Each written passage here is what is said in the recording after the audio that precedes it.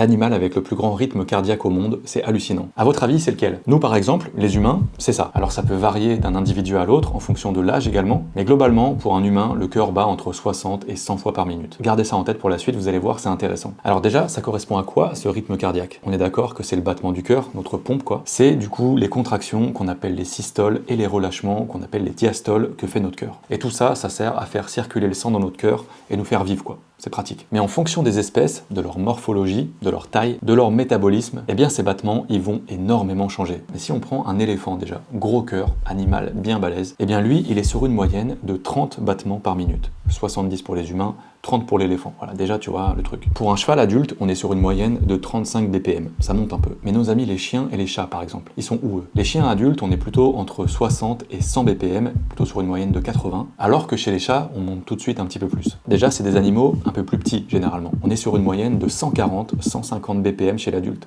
Ça y va, ça commence à pomper sévère, voilà, je préfère vous le dire. Ok, on va diminuer la taille encore un petit peu, mais rester dans des animaux qu'on connaît. Le lapin.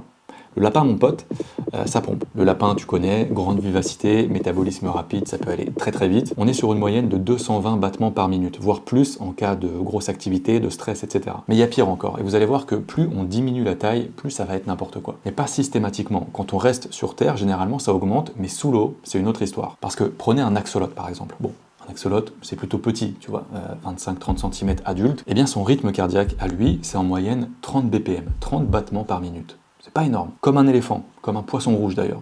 C'est à peu près le même combat. Sauf que niveau taille de cœur et taille d'animal, rien à voir. Par contre, si tu prends une souris, on est sur une moyenne de 500 battements par minute. Ça donne 8 battements par seconde, c'est nimp. Tu lui mets un stéthoscope, c'est ça que t'entends.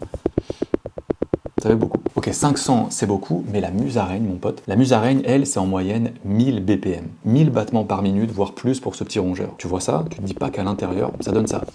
Non. Bon, est-ce qu'on n'irait pas chercher le top 1 en termes de BPM? À votre avis, c'est qui? Mettez votre suspicion dans les commentaires. Je suis sûr qu'il y en a qui vont trouver. Bon, pour le trouver déjà, faut qu'on aille dans les airs, parce que c'est le colibri. Le colibri, l'oiseau qui peut faire du surplace et qui peut faire 70 battements d'ailes par seconde, eh bien lui, son petit cœur, il a déjà été mesuré à plus de 1260 battements par minute. Non, franchement, c'est trop fort les colibris. Alors juste à côté de ça quand même, c'est quoi le rythme cardiaque le plus bas du règne animal? Eh bien là, on va gagner en taille, même beaucoup, et aller sous l'eau, puisque c'est la baleine bleue. La baleine bleue, elle est pas stressée. Elle est sur une moyenne de 15 BPM, 15 battements par minute. C'est très très peu, elle a même déjà été mesurée à 1 battement par minute lorsqu'il faut plonger pendant longtemps et vraiment y aller mollo quoi. C'est incroyable, j'adore.